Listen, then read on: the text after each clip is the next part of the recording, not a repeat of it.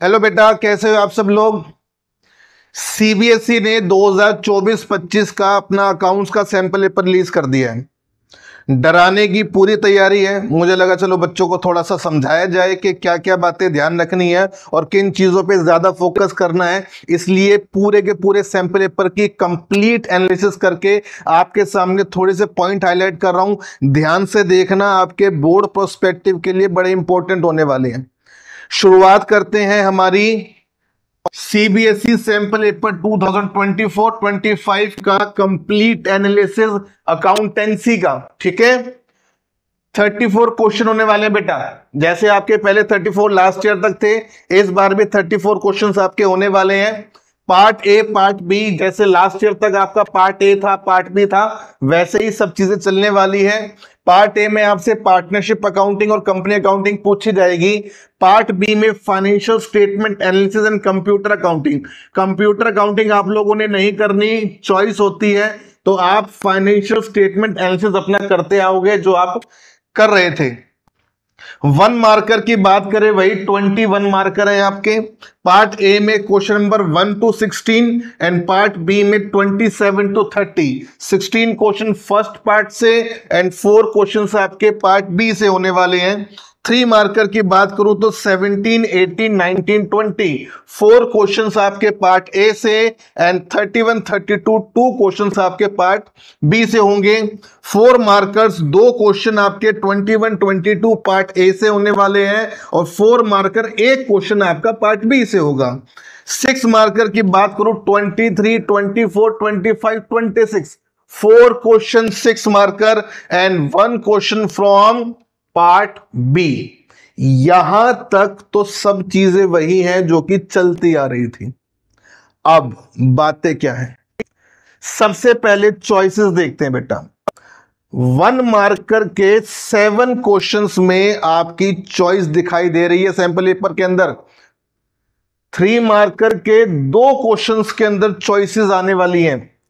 4 marker के एक ही question में चॉइस है और 6 मार्कर के जो 2 क्वेश्चन में चॉइस है ना, वो आपको हिला के रख देगी। सारा का सारा पैटर्न चेंज कर दिया इन्होंने। आगे देखते हैं। अब जो पॉइंट मैंने हाईलाइट किए, मुझे स्पेशल लगे कि हां बच्चों को इनके बारे में जानकारी होनी चाहिए, वो मैंने आपके सामने दिखा रहा हूं। ध्यान से देखना। एडमिशन 6 मार्कर का नहीं है सैंपल पेपर में। मेरे 14 इयर्स ऑफ कैरियर के अंदर, और जब मैं पढ़ता था तब भी हमेशा 90% मैंने देखा है एडमिशन एंड रिटायरमेंट के 6 मार्कर के अंदर चॉइस होती है। लेकिन इस साल एडमिशन का 6 मार्कर सैंपल पेपर में है ही नहीं। ऐसा नहीं है कि जो सीबीएसई ने अभी सैंपल पेपर निकाला वही सेम आपका बोर्ड का पेपर बनेगा, बट लगभग देखा गया है कि वैसा सा ही पेपर बनता है। तो सीबीएसई ने सैंपल पेपर में एडमिशन को नहीं डाला, पता ही नहीं क्या सोच के डाला, लेकिन हमें उसकी भी तैयारी करनी है। लेकिन अब प्रायोरिटी बढ़ जाती है रिटायरमेंट की, कि हमारा ज्यादा फोकस इस पेपर को देखते हुए रिटायरमेंट की तरफ जाना चाहिए। ठीक है, सेकंड पॉइंट जो मुझे बड़ा इंपॉर्टेंट लगा कि रिटायरमेंट और फंडामेंटल में चॉइस, एडमिशन नहीं है। और अब चॉइस किस में आएगी, रिटायरमेंट ऑफ पार्टनर में और फंडामेंटल के अंदर। और फंडामेंटल में अब तक 3 to 4 मार्क्स का पास्ट एडजस्टमेंट और गारंटी बड़ा इंपॉर्टेंट माना जा रहा था। लेकिन यहां पे जब ये 6 मार्कर का आया है तो आपको profit and loss appropriation, partner capital account, partner current account बहुत अच्छे से कर लेना है। क्या पता ऐसा सा ही कुछ पेपर बन जाए, अजम्पशन लगा सकते हैं।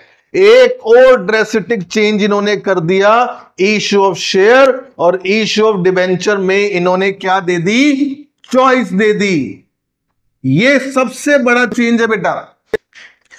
हर साल जो इश्यू शेयर में चॉइस आती थी वो इश्यू शेयर का प्रोराटा क्वेश्चन, और जो चॉइस में क्वेश्चन होता था वो इश्यू शेयर का ही प्रोराटा क्वेश्चन होता था। यानी कि दोनों क्वेश्चन प्रोराटा वाले होते थे, उनमें से कोई एक आपको करना होता था। लेकिन यहां पे इन्होंने क्या करी कि इश्यू ऑफ शेयर के साथ चॉइस में क्या दिया, इश्यू ऑफ डिबेंचर दे दिया। पहले issue of debenture question number 26 हुआ करता था, लास्ट ईयर तक वो 6 मार्कर में कंपलसरी क्वेश्चन था, लेकिन यहां पे इन्होंने इश्यू ऑफ शेयर और इश्यू ऑफ डिबेंचर में क्या दे दी बेटा, चॉइस। इश्यू ऑफ शेयर में प्रोराटा का क्वेश्चन डाला हुआ है और इश्यू ऑफ डिबेंचर में 2 topic, issue with terms of redemption जो हमने 6 केसेस अपने क्लास में करे हुए हैं, उसके साथ में कोलेटरल सिक्योरिटी का एक क्वेश्चन डाल दिया और दोनों को मिला के 6 मार्क्स का उन्होंने बना दिया। इस तरीके से देखा जाए तो हमारे जो 2 मेन चॉइसेस 6 मार्कर में आती थी, एडमिशन और रिटायरमेंट, उसमें से इन्होंने एडमिशन को खत्म करके रिटायरमेंट के साथ फंडामेंटल का टॉपिक ले आए और इश्यू ऑफ शेयर के 2 क्वेश्चन जो चॉइस में आते थे उसमें से एक को हटा के उसके साथ किसको लेकर आ गए, इश्यू ऑफ डिबेंचर्स को लेकर आ गए। अगला जो चेंज मैंने देखा वो देखा इश्यू ऑफ शेयर की बैलेंस शीट। बैलेंस शीट का एक एक्सट्रैक्ट बनाया जाता था जहां पे हम शेयर कैपिटल की बात करते थे, वो अब तक 4 मार्कर्स की आ रही थी, लेकिन इन्होंने सैंपल पेपर में उसको कितने का डाला, 6 मार्कर का डाला। एक कॉम्प्रिहेंसिव क्वेश्चन बना के डाला, उसमें से 5-6 पॉइंट अपने पूछे जाएंगे, तो उस क्वेश्चन की भी हमें तैयारी करनी है नए तरीके से, क्योंकि ऐसे क्वेश्चंस हमने करे नहीं है। अब मैं क्वेश्चंस वैसे कराऊंगा और क्लासेस में अपने कवर कर लेंगे। सबसे बड़ा जो चेंज मुझे दिखाई दिया बेटा वो दिखाई दिया डिसोल्यूशन 10 मार्कर, डिसोल्यूशन 10 नंबर का दिखाई दिया। आज से पहले क्या पैटर्न चल रहा था, डिसोल्यूशन से एक आधा 1 मार्कर आ जाता था और 4 मार्क्स की या 6 मार्क्स की जर्नल एंट्री या रियलाइजेशन अकाउंट पूछा जाता था। यहां पे देखा गया 1 मार्कर तो वो 1-2 है, एक इन्होंने डिसोल्यूशन के रिगार्डिंग एक्सपेंसेस की भी एंट्री पूछ ली है और सबसे इंपॉर्टेंट रियलाइजेशन अकाउंट इन्होंने 6 मार्क्स का डाला है।